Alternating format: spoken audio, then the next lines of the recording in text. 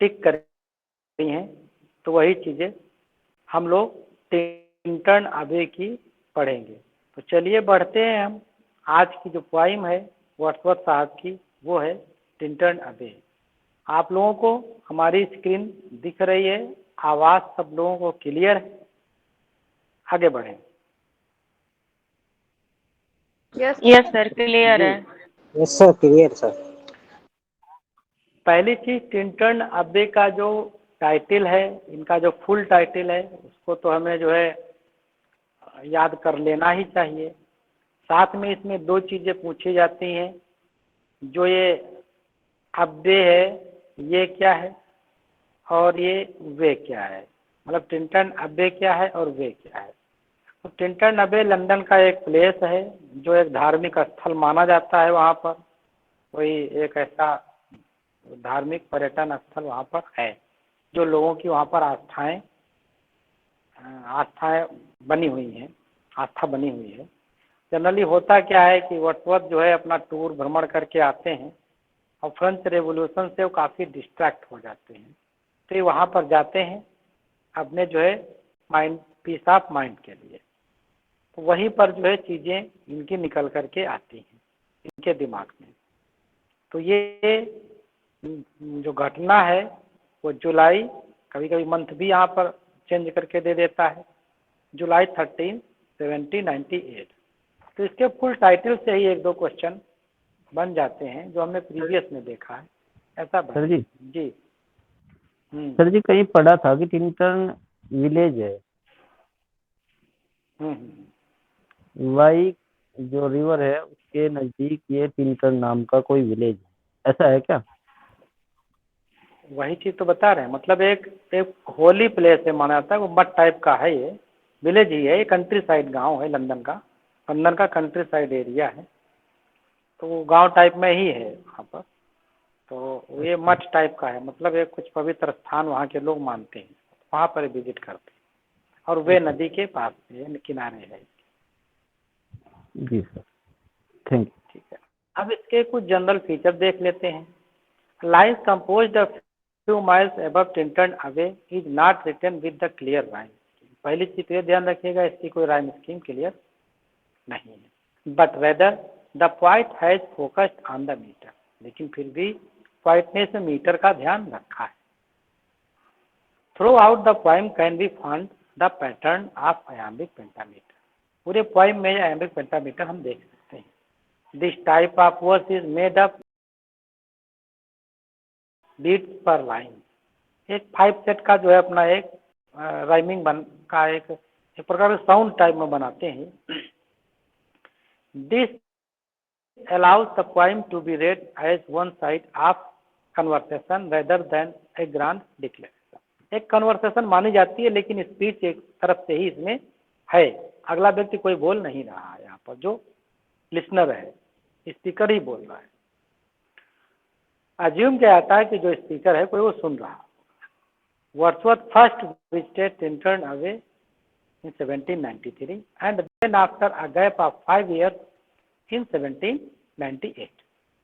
The poem was written by William Wordsworth after a walking tour with his sister Dorothy in this region of Welsh border। ये Wales border का एक reason माना जाता है जहाँ से उन्होंने विजिट किया था। The poem described the countryside on the bank of river Wey। जो वहाँ का ग्रामीण इलाका है वे नदी के पास का, उसको डिस्क्रिप्शन दिया गया है इसमें। The poem has been called the fine flower of 18th century. ये भी क्वेश्चन आपने प्रीवियस में देखा होगा, आप लोगों को मिला होगा। पोइट्री मेडिटेटिव पोइट्री, एक मेडिटेटिव पोइट्री से अलग भी बनता है, पूरा क्लास ही ऐसा है कि fine flower of 18th century meditative poetry. The poem is written in tightly structured decasyllabic blank verse. Generally ये ब्लैंक वर्स पूछा गया है, डेकासिलेबिक ध्यान रखें, decasyllabic blank verse. Verse and compress verse graphics rather than stanza. मतलब ये कहा जा सकता है कि ये जो है वर्स पैराग्राफ इसमें ज्यादा कहना उचित होगा अपेक्षा जो है स्टेंजा के। Verse paragraph rather than stanza. The poem contain some elements of word. इस पोएम में जो है कुछ एलिमेंट्स के भी आपको कैरेक्टरिस्टिक्स नजर आएंगे।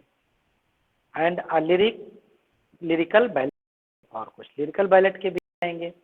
सम ऑफ ड्रामेटिक मोनोलॉग, और मोनोलॉग के भी आपको फीचर नजर आएंगे। Generally it considered as a dramatic lyric, ये आप ध्यान रखेंगे। हम इसमें फीचर आपको वर्ड के भी मिल रहे हैं, लिरिकल बैलेट के भी मिल रहे हैं, लिरिक्स के भी मिल रहे हैं, खुद ओन माइंड थिंकिंग भी आ रही है, लेकिन ये कंसीडर की जाती है एक ड्रामेटिक लिरिक्स, जबकि ड्रामेटिक मोनोलॉग के फीचर इसमें दिखते हैं। The speaker is not alone as the describe the word around him, but he is the only voice that reader will hear. Speaker यहाँ पर अकेला नहीं है, किसी एक व्यक्ति की उपस्थिति का आभास कराया गया है, लेकिन जो स्पीकिंग है, जो ऑडियंस से देख रहा है, रीडर जो महसूस कर रहा है, वो सिर्फ स्पीकर की आवाज ही महसूस कर रहा है।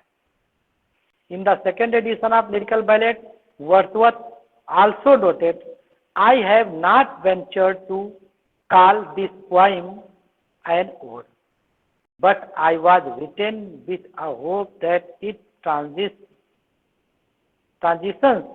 and impassioned music of the worship would be found the principal requisite of put specific of the composition।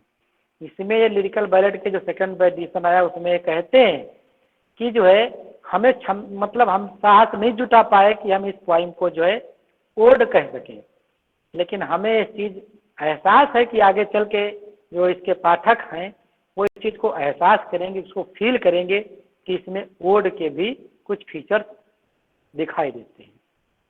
The silent, अगर ये पूरा कमेंट पूछ लिया जाए किसने कहा है, तो ये वर्ड्सवर्थ साहब ने खुद ही कहा है। किसमें कहा है? लिरिकल बैलेट के प्रीफेस वाले एडिशन में कहा है। This the silent listener in case is Wordsworth sister Dorothy. इसमें साइलेंट लिसनर जो है वो कौन है? डोरोथी है। Who is address in the poem final section, जो फाइनल सेक्शन में पोएम के एड्रेस की जाती है। वर्ड्सवर्थ मतलब लिख दिया यहाँ पर, Wordsworth said about this poem, इस पोएम के विषय में खुद वर्ड्सवर्थ क्या कहते हैं? No poem of mine was composed under circumstances more pleasant for me to remember than this. इतना कि मुझे याद है कि जितना कि आनंदमय माहौल में हमने इसको लिखा है, वो इसी कोई पोएम हमने लिखी हो। I began it upon leaving Tintern, कब से बिगन किया गया है? जब वो टिंटर्न लीव कर रहे थे, after the crossing of Wye नदी को क्रॉस करने के बाद। And concluded it just as it was entering the Bristol in evening, और एक कंक्लूड कब कर रहे हैं? जब ब्रिस्टल में प्रवेश कर रहे हैं शाम को। After a rumble of 4-5 days, एक 4-5 दिन के जो है बाद की बात है, चलने के या फिर अपना टूर की बात है। विथ माई सिस्टर, अपने सिस्टर के। Not a line it was the altered and not a part of it written down till reach sister. मतलब इसमें कुछ भी बदला नहीं है, सारा कुछ सेम टू सेम वैसा ही दिया गया। ये भी कमेंट जो है वर्ड्सवर्थ का खुद का ही है इस पोएम के विषय में। मतलब ये कह सकते हैं, अगर पूछ लिया जाए कि वर्ड्सवर्थ का जो है सबसे फेवरेट पोएम कौन सी थी, तो इनके 2 कमेंट से ऐसा लगता है कि फेवरेट पोएम इनकी टिंटन अबे ही थी, और इनका मास्टरपीस क्या है? वो जो कि द प्रिल्यूड है। अब आते हैं हम इसके टेक्स्ट पे।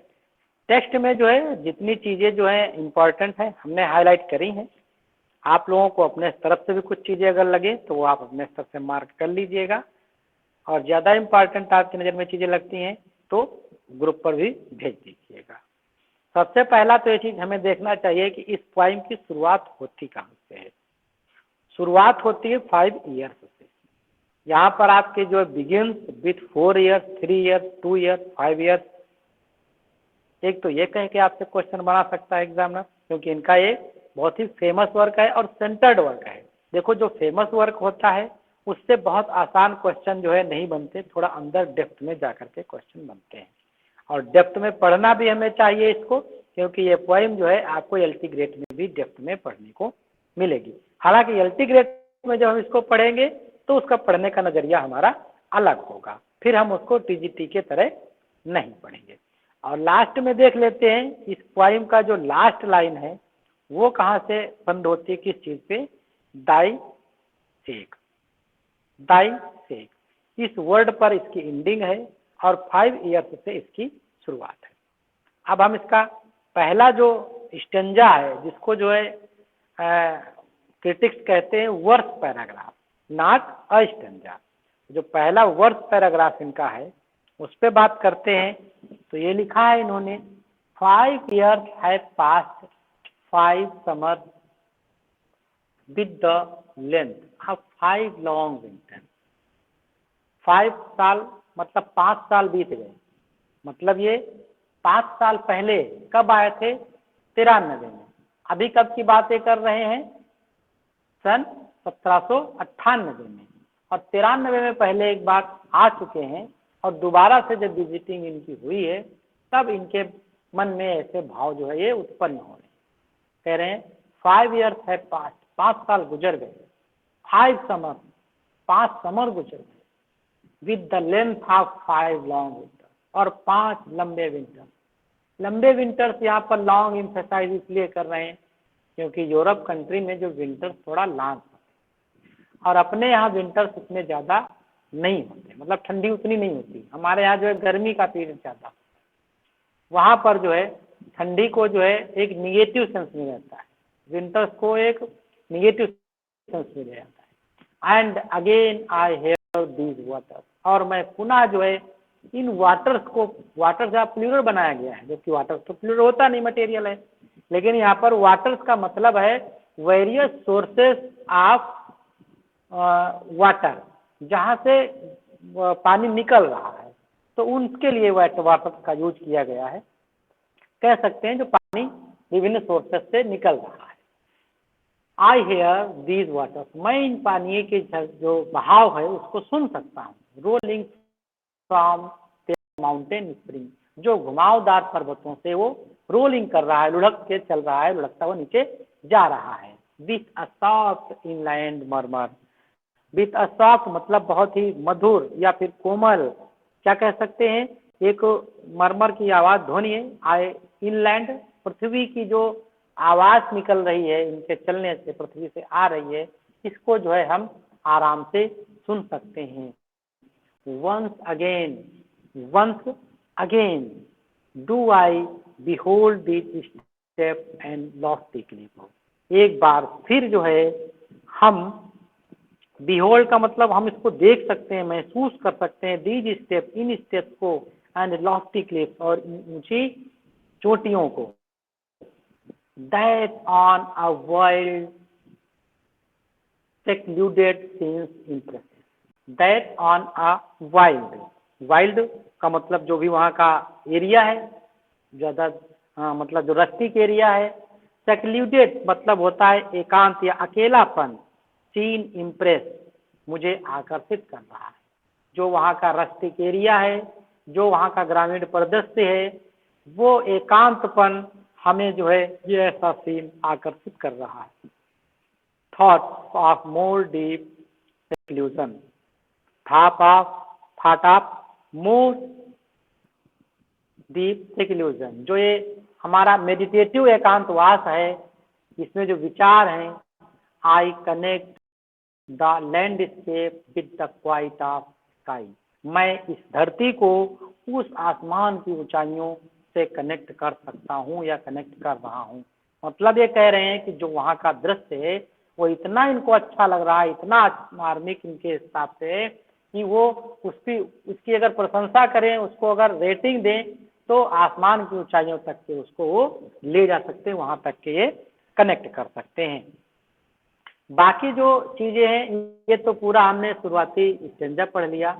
इसके साथ साथ में जो है हमको कुछ इम्पोर्टेंट अलग से इसके लाइनें ध्यान में रखना होगा।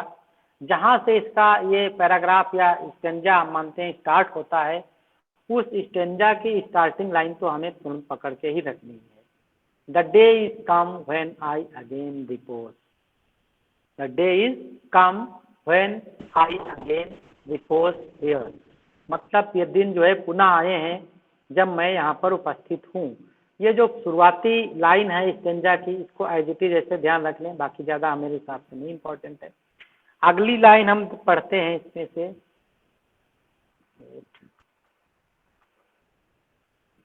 दीज ब्यूटियस फॉर्म, यहाँ से इम्पोर्टेंट है मेरे हिसाब से। दीज ब्यूटियस फॉर्म, ये जो है ब्यूटियस का मतलब सुंदर, जो दिखने में सुंदर लग रहे हैं। फॉर्म का मतलब रूप, किसी का जो रूप दिख रहा है, आकार आकृतियाँ जैसे दिख रही हैं। These beauteous forms through a long absence, इस जो हम इतना 5 साल का जो अब्सेंस रहा है, I have not been to me, have not been to me as is I landscape to a blind mind eye. ये जो हमारा ब्लिंड माइंड्स आई, ये भी जो है हमारा इम्पोर्टेंट फ्रेज, इसको ध्यान रखना है। मतलब वहाँ पर जो दृश्य देख करके मनमोहक जो है फॉर्म्स, उसकी जो आकृतियाँ हैं, कहते हैं 5 साल बीत गया लेकिन हम जब आए हैं तो बिल्कुल वैसे के वैसे हमें जो है इस धरा पे चीजें दिख रही हैं। But of in lonely room, यहाँ से इम्पोर्टेंट लाइन, मोस्ट इम्पोर्टेंट है मेरे हिसाब से। कहाँ तक? सिटीज तक। But of in lonely rooms and mid the दिन ऑफ टाउन एंड सिटीज, ये जो है इम्पोर्टेंट लाइन है। बाकी ये पूरा पैराग्राफ जितना हमने हाईलाइट किया है, ये पूरा का पूरा जो है हमारे हिसाब से इम्पोर्टेंट है। इसकी वोकैब भी हम जो है देखते चलेंगे कि कौन कौन सी वोकैब जो है यहाँ पर पूछी गई है और पूछी जा सकती है। अगला जो लाइन हमारे हिसाब से इम्पोर्टेंट है, we are laid asleep in body and became a living soul। ये भी पूछा गया है, जनरली बहुत बार ये क्वेश्चन आपको मिला होगा, इसलिए इसको जो है हमें ध्यान रखने की बात है।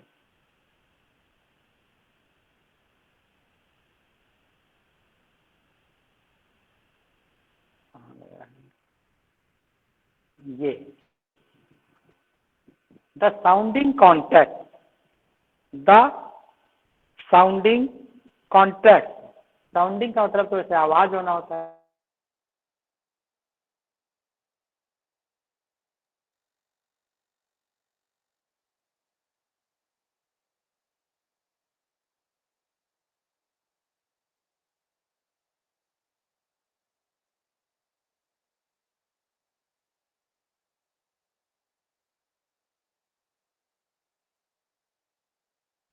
सर वॉइस नहीं आ रही। कॉन्ट्रैक्ट का तात्पर्य यहाँ पर सूखे झरने की, जो मतलब सुनसान कितना ग्लूमी उठ मतलब उदासीन, मतलब अब बैरन टाइप को लगने लगा है, तो ये मुझे जो है उदासी उत्पन्न करता है।